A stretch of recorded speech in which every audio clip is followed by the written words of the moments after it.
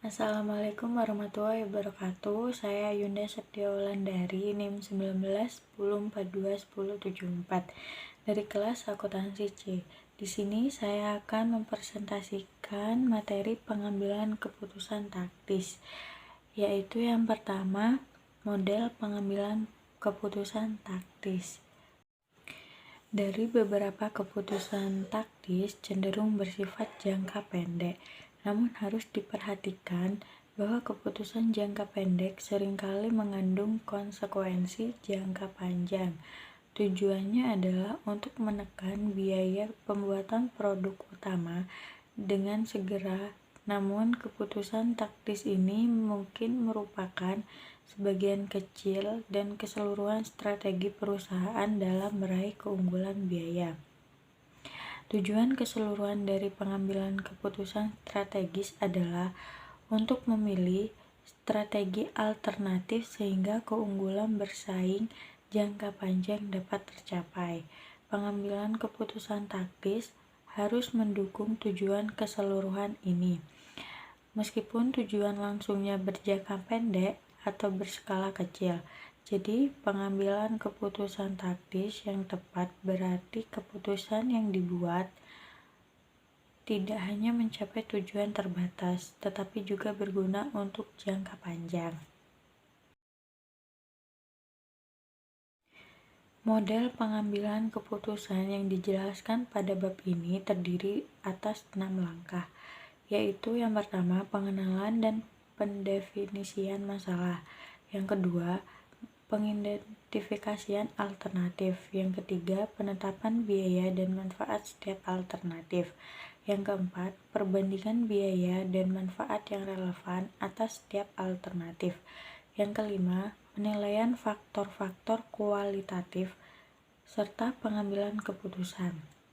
Ketika menggunakan analisis biaya untuk memilih di antaranya berbagai alternatif, para manajer harus menempuh langkah-langkah untuk memastikan semua alternatif layak yang penting dipertimbangkan.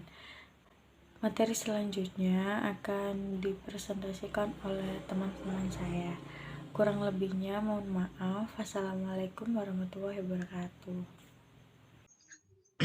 Assalamualaikum warahmatullahi wabarakatuh, dan selamat siang untuk teman-teman saya semua.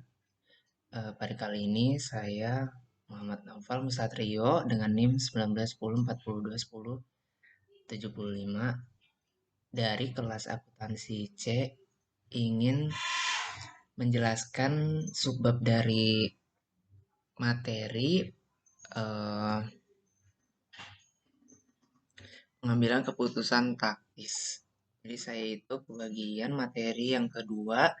Saya akan menjelaskan setelah materi dari saudari Ayunda, yaitu cara penggunaan model sumber daya aktivitas digunakan dalam penilaian relevansi. Langsung saja simak baik-baik penjelasan saya berikut ini. Jadi maksudnya itu model penggunaan sumber daya aktivitas membagi biaya menjadi dua kelompok, yaitu yang pertama sumber daya fleksibel dan sumber daya tetap.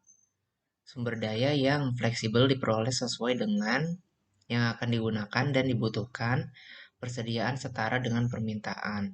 Jika permintaan berubah, maka biayanya relevan. Di lain pihak, sumber daya terikat adalah sumber daya yang diperoleh di muka, sehingga mungkin terdapat kapasitas yang tidak terpakai.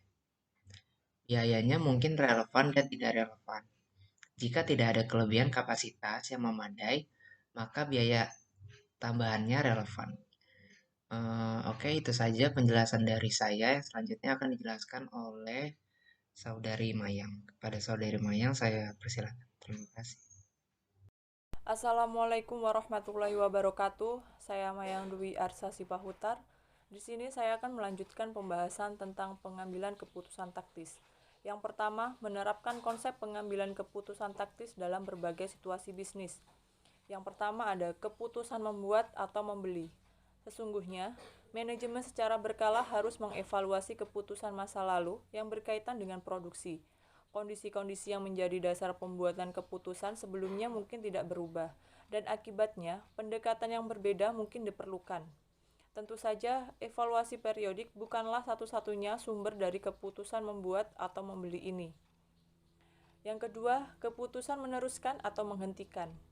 Laporan segmen yang disusun atas dasar perhitungan biaya variabel menyediakan informasi yang berharga bagi keputusan meneruskan atau menghentikan ini.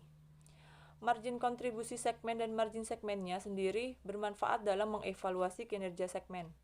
Namun, sementara laporan segmen menyediakan informasi berharga untuk keputusan meneruskan atau menghentikan. Perhitungan biaya relevan menggambarkan bagaimana informasi tersebut harus digunakan agar sampai pada suatu keputusan. Yang ketiga, keputusan pesanan khusus.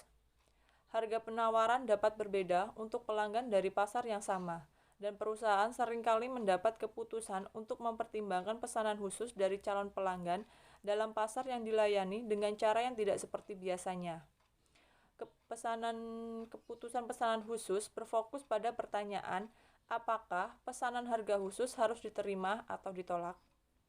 Pesanan-pesanan seperti ini sering menarik, khususnya ketika perusahaan sedang beroperasi di bawah kapasitas produktif maksimumnya. Yang keempat, keputusan menjual atau memproses lebih lanjut. Produk gabungan memiliki proses yang umum dan biaya produksi sampai pada titik pemisahan. Pada titik tersebut, kedua produk dapat dibedakan. Seringkali produk gabungan dijual pada titik pemisahan. Kadangkala lebih menguntungkan memproses lebih lanjut suatu produk gabungan setelah titik pemisahan sebelumnya menjualnya. Penentuan apakah akan menjual atau memproses lebih lanjut merupakan suatu keputusan penting yang harus dibuat oleh para manajer. Pembahasan selanjutnya yaitu memilih bauran pokok yang optimal ketika berhadapan dengan satu kendala sumber daya. Keputusan bauran produk. Setiap bauran produk mencerminkan suatu alternatif yang mengandung tingkat laba terkait.